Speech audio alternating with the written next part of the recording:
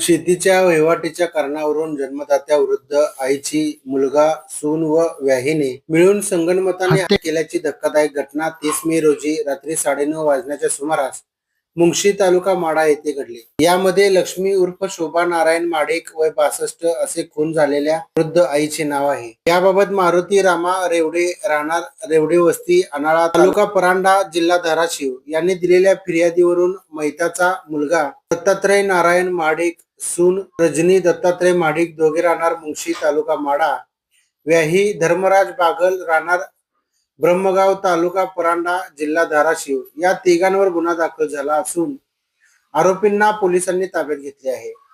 मयत विरुद्ध महिला ही फिर्यादीची आत्या असून तिला गावात 8 एकर शेत जमीन आहे। फिर्यादीच्या मयत आत्याला एक मुलगा व एक मुलगी आहे। मुलगी कल्पना धनाजी ढेरे ही अविवाहित असून ऑस्ट्रिया या देशाला नोकरीनिमित्त वास्तव्यास आहे। मयताचे पतीचेही 10 महिन्यांपूर्वी निधन झाले आहे।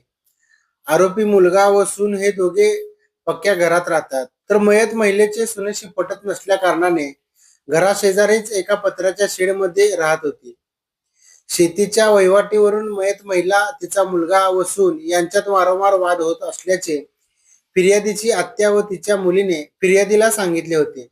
6 महिन्यांपूर्वी आरोपी मुलगा व सून आणि सुनेचे वडील यांनी शेतीच्या वहिवाटीच्या कारणावरून उसाच्या सरीत महिलेला मारहाण केली होती। फिर्यादीला ऑस्ट्रेलियात राहणाऱ्या मयत महिलेच्या मुलीचा व्हॉट्सअपवर कॉल आला।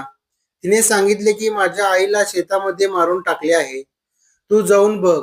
मग फिर्यादी अनाळा तालुका परांडा येथून मुंगशी येथे आत्या शोभा हिच्या घरी रात्री 11 वाजता आल्या।